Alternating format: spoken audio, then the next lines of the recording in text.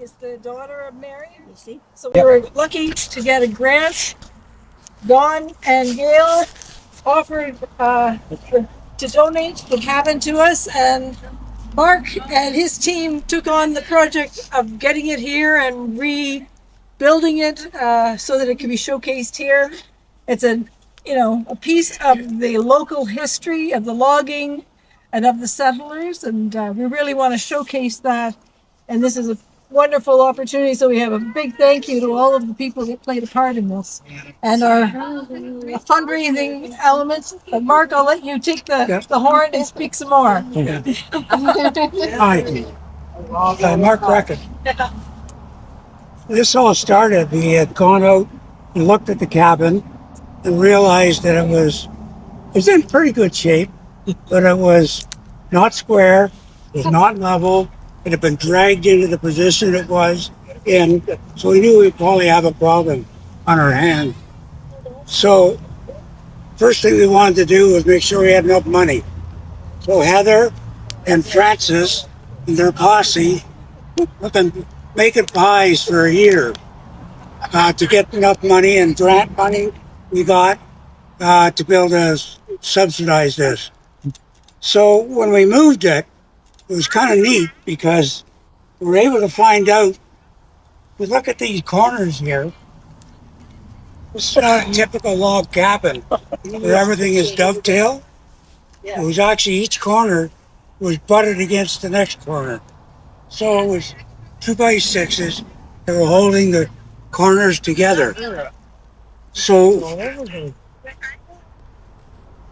we wanted to take it apart in 6 pieces. 2 pieces for the roof and 4 walls. So that's what we did. We reinforced all the walls and the roof with diagonals to be taken off later, obviously. And then we took the roof off in 2 pieces, 4 walls. So it actually came here in 6 pieces, notwithstanding the accessories and whatnot.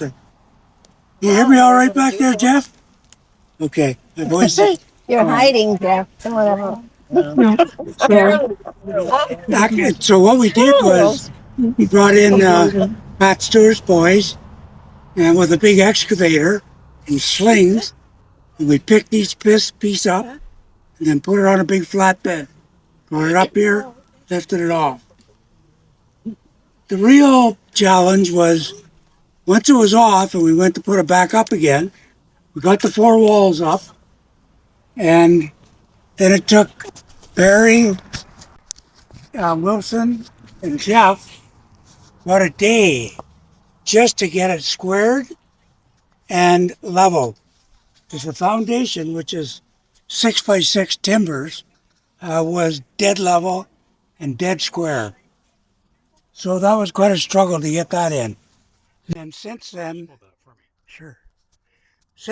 I got quite sick over the summer, just getting recovered here, as you can hear from my voice. So Jeff over here, Jeff Graham, took over the lead for me, and Barry Wilson was the carpenter that we had.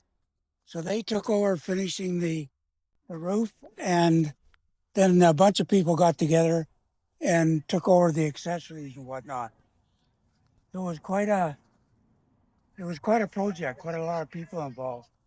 In fact, I hate to say it, but I think it might have been even easier than doing the caboose, which I had done earlier with a different team. Anyway, that's what happened there. Without the financial support from grants and donation and the pie, buy pies, they're our big fundraiser. We probably couldn't have even started this. We also knew that we went to take it apart.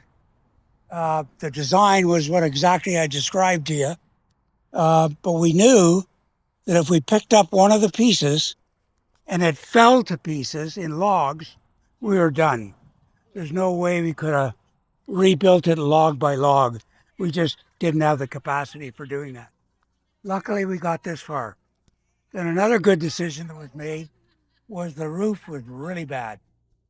So once the tin was off it and it was in two pieces, we scrapped the roof and got a bunch of old used lumber and rebuilt the roof. Put the tin back on.